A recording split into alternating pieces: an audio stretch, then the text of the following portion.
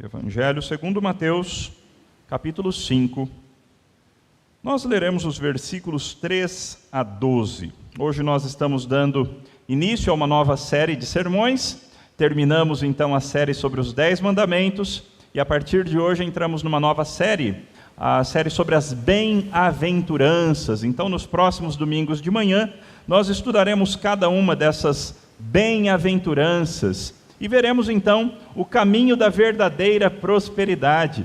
Porque sim, irmãos, existe uma teologia da prosperidade que é correta. O problema da teologia da prosperidade errada é a definição de prosperidade. Normalmente os teólogos da prosperidade, ou os pastores da prosperidade, eles definem prosperidade como sendo uma coisa para este mundo. Eles definem prosperidade como estando vinculada apenas à questão material, apenas à questão de saúde pessoal, apenas a coisas que dizem respeito ao aqui e agora, a vida neste mundo presente. E meus irmãos, Deus tem muito mais para nós do que isso. As bênçãos que Deus tem para nós são muito mais profundas, muito mais ricas, muito mais maravilhosas do que apenas ter uma conta bancária rechonchuda. Então, nós vamos passar os próximos domingos aprendendo a respeito disso.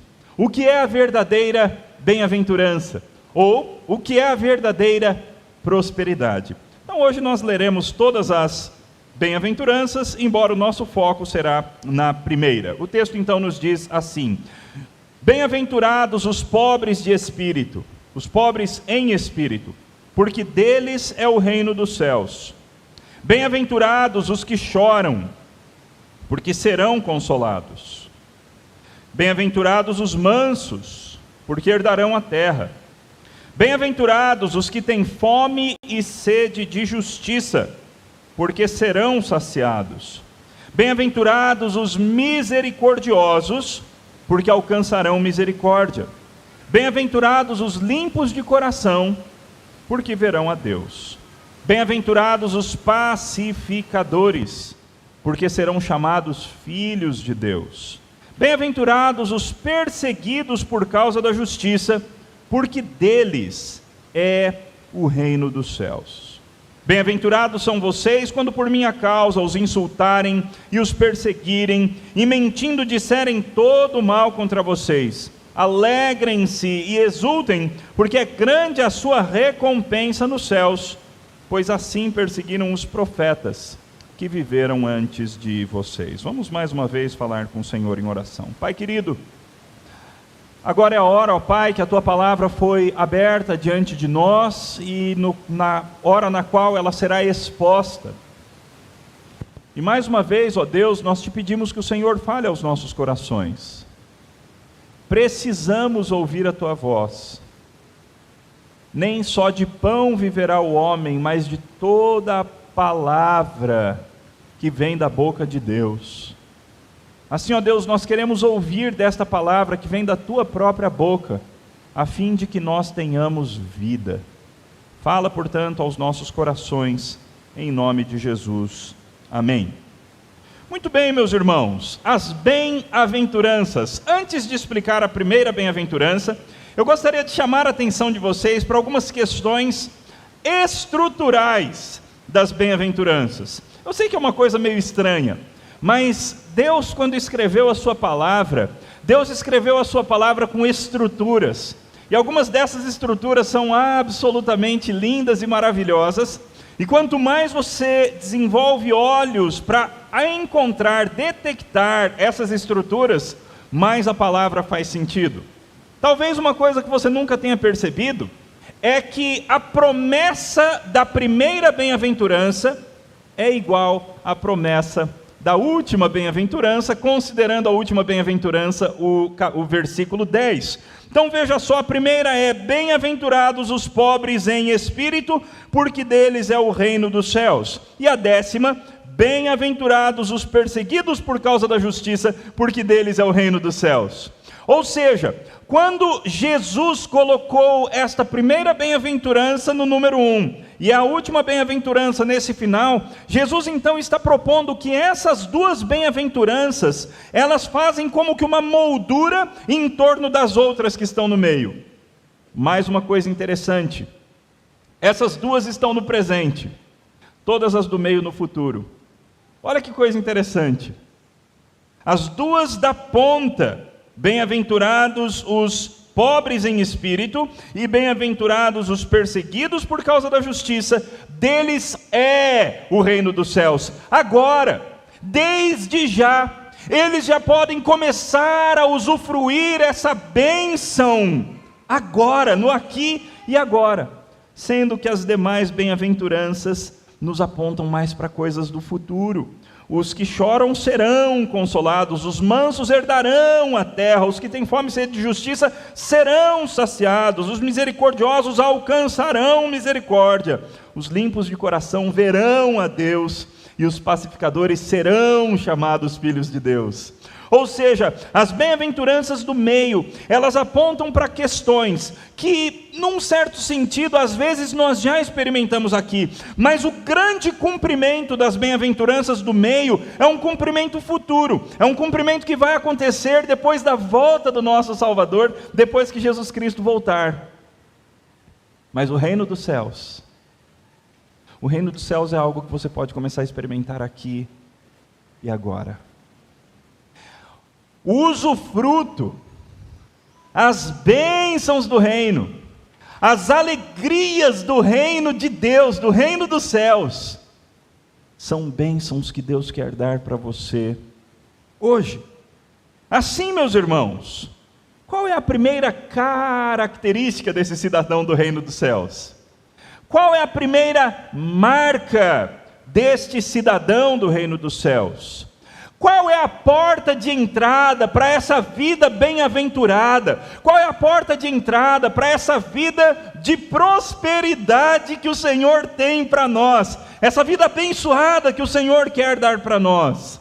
Primeira bem-aventurança: bem-aventurados os humildes em espírito.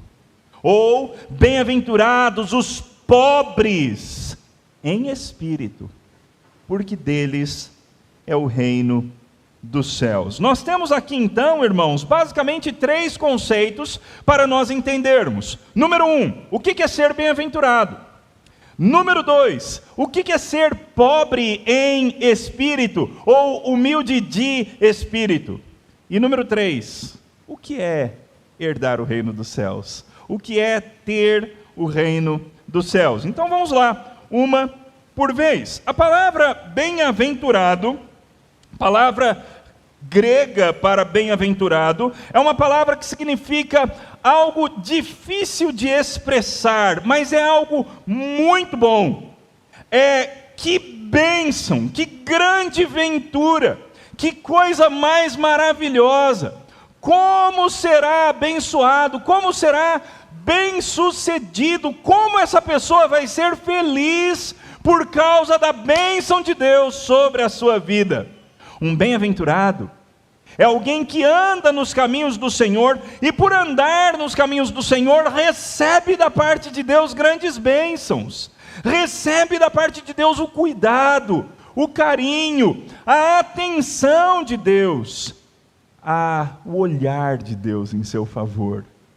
Aliás, as bênçãos do Antigo Testamento muitas vezes têm a ver com isso, com Deus repousar os seus olhos sobre alguém. Tanto é que no Antigo Testamento, quando alguém está sofrendo, quando alguém está enfrentando um momento de angústia, um momento de dificuldade, normalmente essa pessoa diz: olha para mim, Senhor, não te esqueças de mim, mas volta a luz do teu rosto a meu favor. Porque a pessoa não está sendo, naquele momento, não está se sentindo bem-aventurada. A pessoa não está sentindo a alegria da salvação, aquela que Davi pede: Senhor, restaura a alegria da minha salvação. Ser bem-aventurado é ter a alegria da salvação dentro de você. Por outro lado, os sacerdotes araônicos, eles colocavam a bênção de Deus sobre o povo, dizendo que o Senhor te abençoe e te guarde. Que o Senhor faça resplandecer o seu rosto sobre você e tenha misericórdia de você. Que o Senhor sobre ti levante o rosto e te dê shalom, e te dê paz. Isso é ser bem-aventurado. Ser abençoado é ser abençoado ou ser bem-aventurado é ter o favor de Deus sobre você, é ter o olho de Deus olhando para você para favorecer você, para cuidar de você, para dirigir os teus passos, dirigir os teus caminhos. Ser bem-aventurado é ser feliz, porque a bênção de Deus está sobre a tua vida.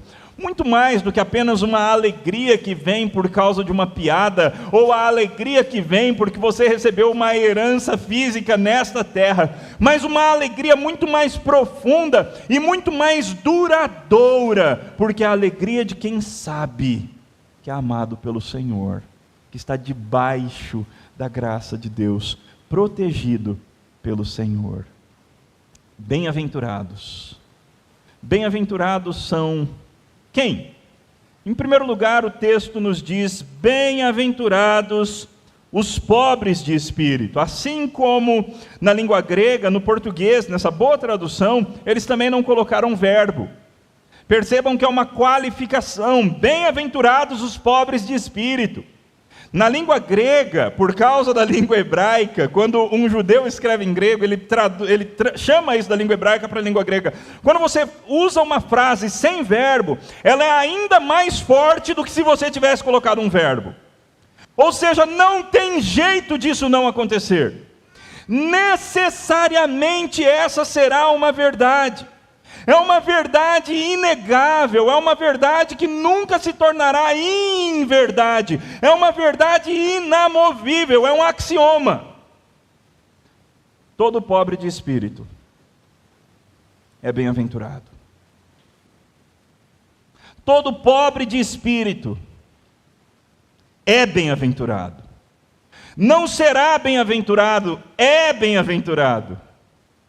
Então é importantíssimo para nós entendermos isso, não é verdade? O que é então ser um pobre em espírito, ou um pobre de espírito? Lembrando que na versão de Lucas das bem-aventuranças, Lucas apenas diz bem-aventurados os pobres. Mas como nós estamos expondo Lucas nos nossos cultos da noite, então quando nós chegarmos lá eu explico por que essa diferença. Mas aqui, meus irmãos, Mateus deixa muito claro para nós que Jesus Cristo estava falando não a respeito do pobre fisicamente, do pobre materialmente, mas do pobre em espírito. A palavrinha pobre aqui é a palavra mais... É uma palavra grega que representa a pobreza mais pobre que existia na época. Ou seja, aqui ele não está falando de um pobre que tem alguma coisinha. Aqui ele não está falando de um pobre que consegue morar mal, não do jeito que ele gostaria, mas consegue morar. Ele não está falando do pobre que consegue comer, às vezes não vai ter dinheiro para comprar carne, às vezes vai ter que ficar comendo frango, vai ter que ficar comendo outras coisas, às vezes nenhuma das duas coisas, vai só comer o arroz e feijão. Ele não está falando desse tipo de pobre. A palavra grega usada aqui é o pobre totalmente destituído. É o mendigo. É aquele que não tem em absoluto. É aquela pessoa que depende completamente de outras pessoas para a sua sobrevivência. É a pessoa que não consegue produzir para sustentar a si mesma.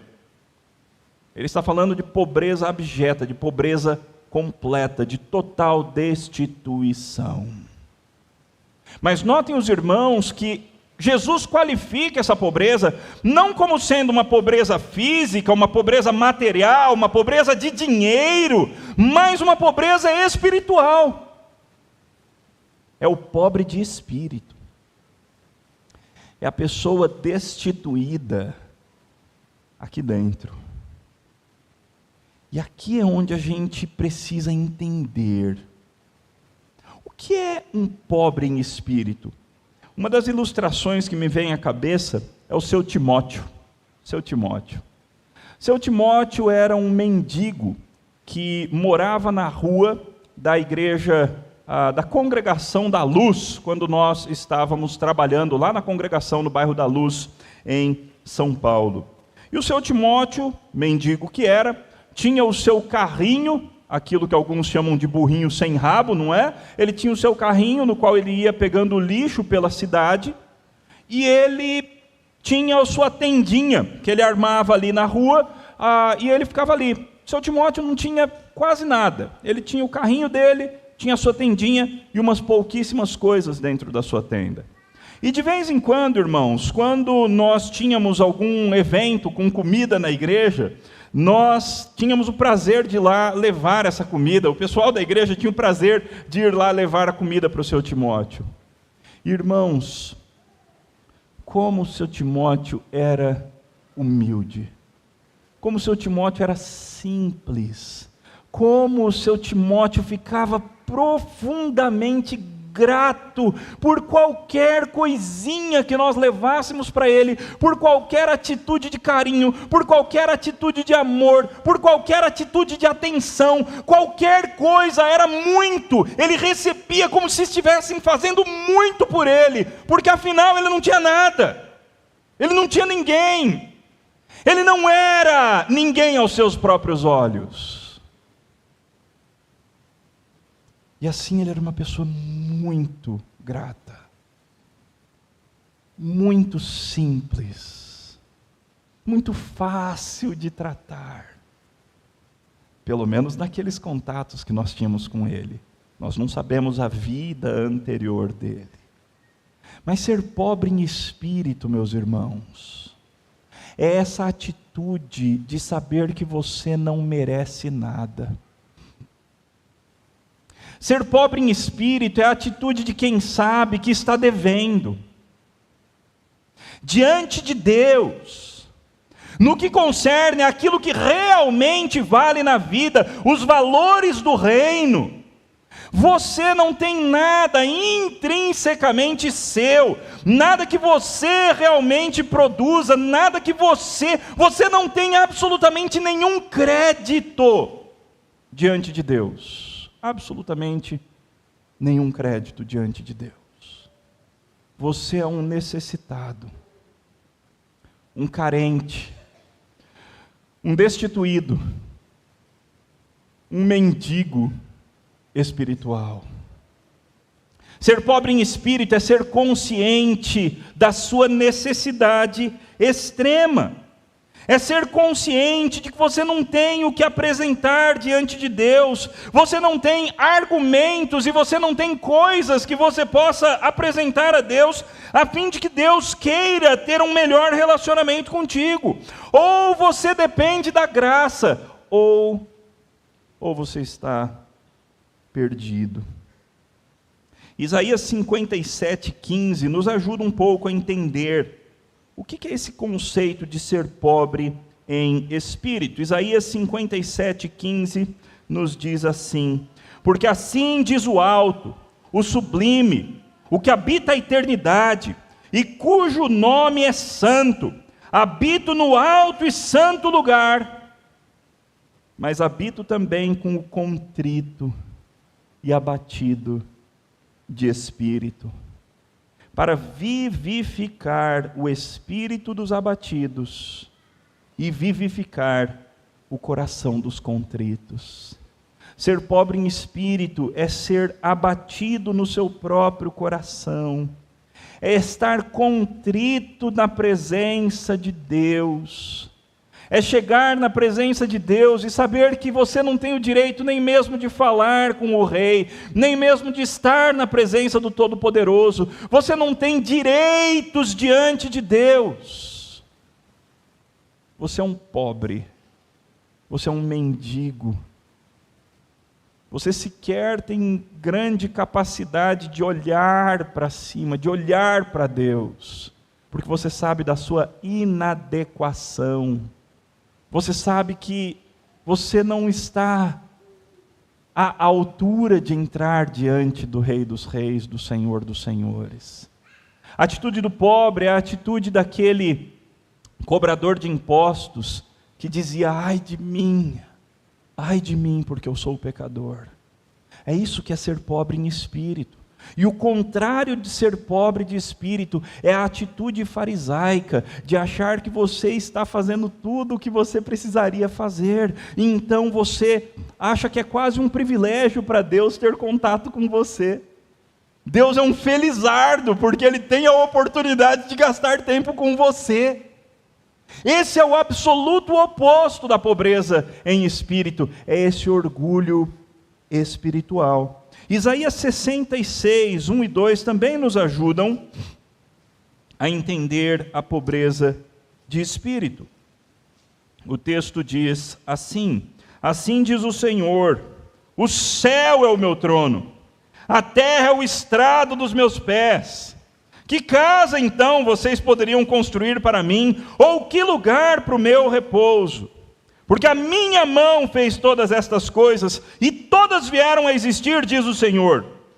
Mas eis para quem olharei: para o aflito e abatido de espírito, o que treme diante da minha palavra. Ambos os textos de Isaías são textos que mostram a grandeza de Deus, a glória de Deus, a soberania de Deus, o poder de Deus, a riqueza de Deus.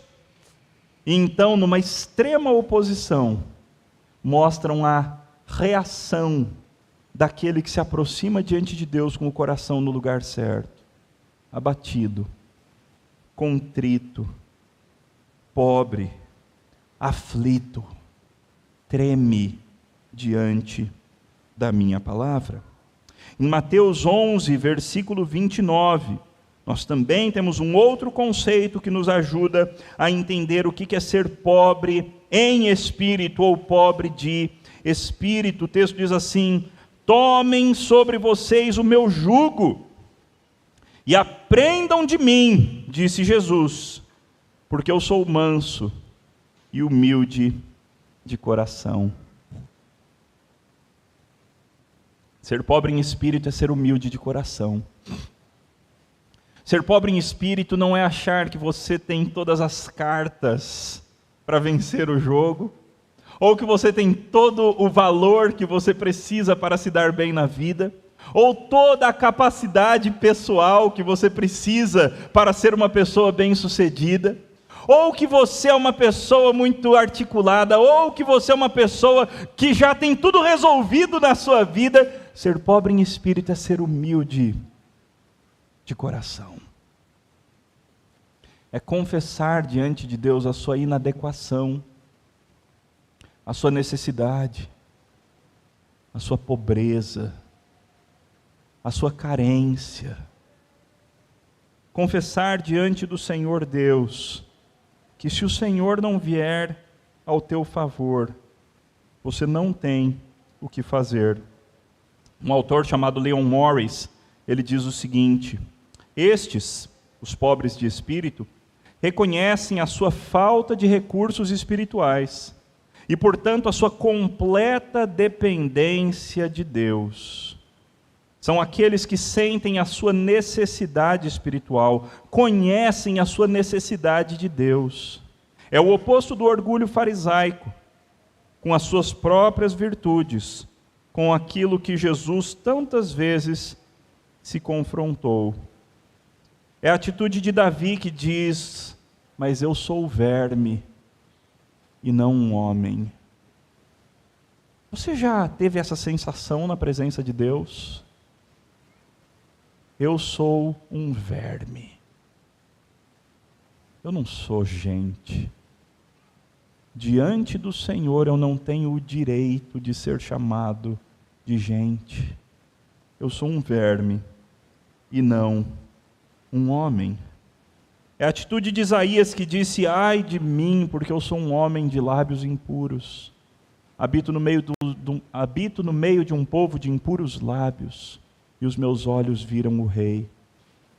É a atitude de Pedro que diz: retira-te de mim, porque eu sou pecador.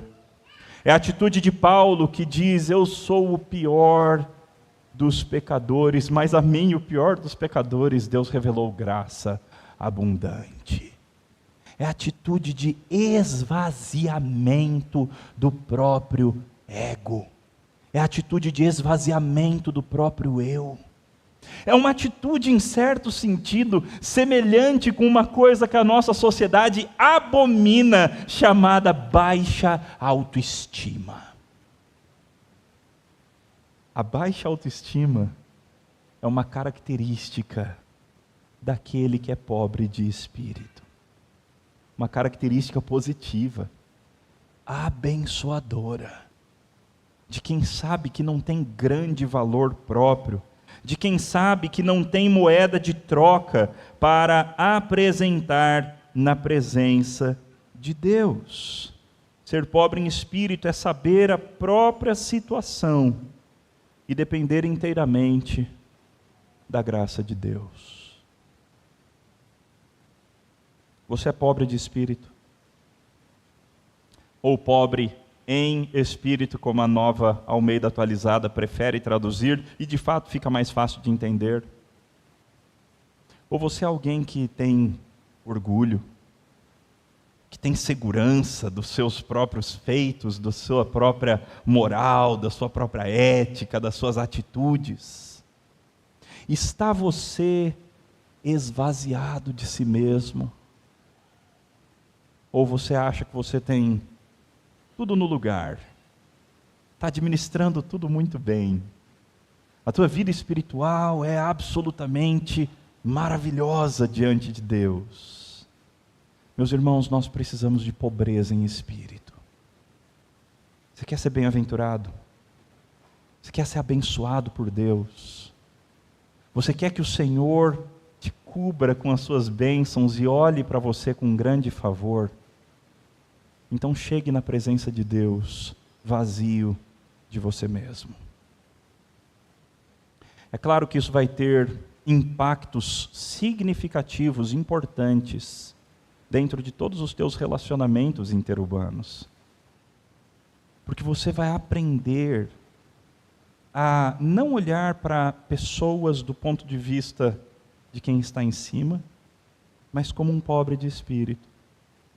Você vai aprender não a ficar tentando conquistar o favor das pessoas para você, mas você vai depender do favor de Deus. Até porque você sabe que você realmente não tem muita coisa para que as pessoas gostem de você, porque você é destituído. Você é um mendigo espiritual. Então você depende da graça. Você depende do favor. Eu não estou dizendo aqui, meus irmãos, que é um chamado ao relaxamento espiritual. Em absoluto não é isso, e as demais bem-aventuranças e o restante do Sermão do Monte deixam isso escandalosamente claro. Mas eu estou dizendo que para entrar no reino, para ter o reino dos céus, você precisa ser caracterizado por essa atitude de destituição espiritual. Confesso aos irmãos que nem sempre eu tenho essa atitude. Tem horas que você começa a conseguir ter uma performance na vida espiritual, e aí de repente você começa a achar que você está indo bem, não é? Aí acontece o que o salmista disse: o Senhor afastou um pouquinho o seu rosto, e eu logo fiquei perturbado. Meus irmãos, nós precisamos constantemente dessa atitude sincera de destituição do ego, de destituição do eu, de entender que nós não temos nada para oferecer a Deus. As nossas boas atitudes são atitudes que vêm por causa da graça dele, dos meios de graça que ele nos concede. Então, temos que continuar dependendo absolutamente dele, assim como no primeiro dia, mesmo que já tenhamos 20 anos de crentes, 50 anos de crentes, 70 anos de vida cristã. Continuamos carentes do Senhor, como no primeiro dia. Não continuamos bebês espirituais como no primeiro dia, mas continuamos carentes do Senhor, como no primeiro dia. O que vão receber, ou o que pertence a esses que são pobres em espírito? O texto maravilhosamente lhes diz: deles é o reino dos céus.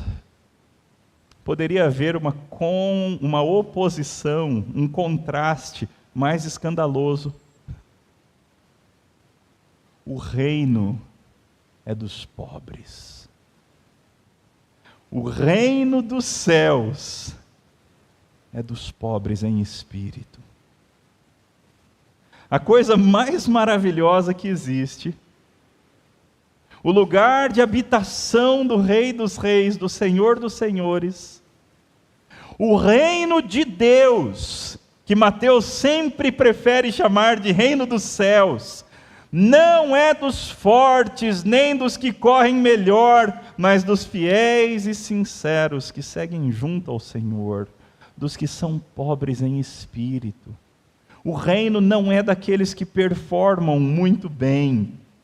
O reino não é daqueles que são maravilhosos em si mesmos. O reino não é daqueles que acham que pelas suas próprias coisas, feitos, atitudes, eles são muito especiais. Não, meus irmãos, o reino não é dos especiais. O reino é dos pobres em espírito. O reino é dos esvaziados de si mesmo. O reino não é daqueles que são bexiga de hélio. Aquela bexiga bonita, vistosa que sobe. O reino é dos bola murcha. O reino é daqueles que são vazios. O reino dos céus. Não o reino da terra. Não o reino da terra. E esse é o erro da teologia da prosperidade.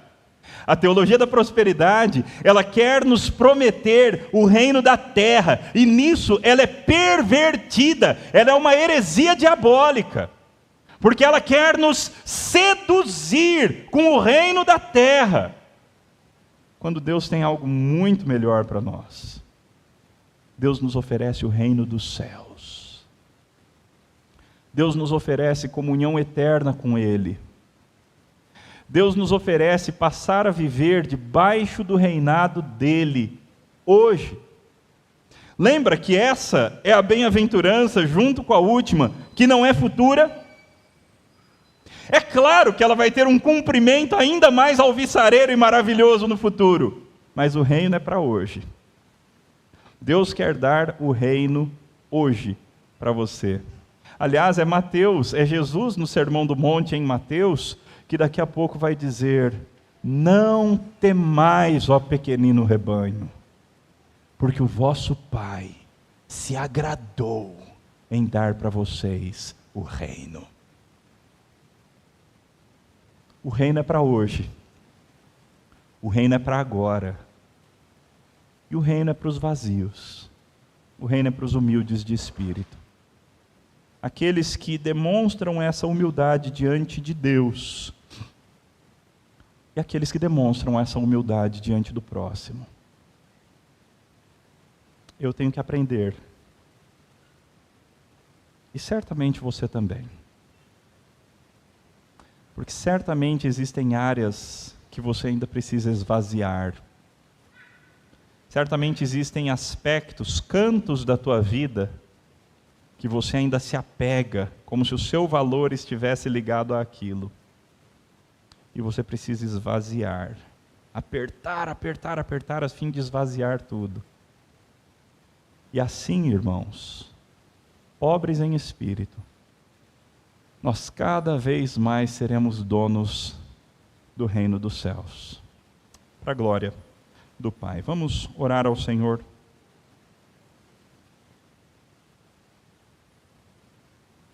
Pai, obrigado por nos lembrar nesta manhã que a porta de entrada para o reino é uma porta de humildade, é uma porta de autoesvaziamento, é uma porta de pobreza espiritual. Ó Deus, o Senhor conhece cada um de nós aqui, o Senhor conhece o nosso coração, o Senhor conhece o nosso orgulho espiritual, o Senhor conhece quando nós olhamos para outros como se fôssemos superiores espiritualmente. O Senhor conhece o nosso farisaísmo. O Senhor conhece, Deus, quando nós achamos que nós estamos muito bem. E, Pai, nós apresentamos toda essa carga suja na Tua presença. Pedimos-te perdão, ó Deus. Pedimos-te perdão quando nos orgulhamos espiritualmente. Pedimos perdão quando achamos que estamos bem porque temos coisas materiais. Pedimos-te perdão quando buscamos justificação em qualquer outra coisa que não o Senhor. Pai, abençoa-nos.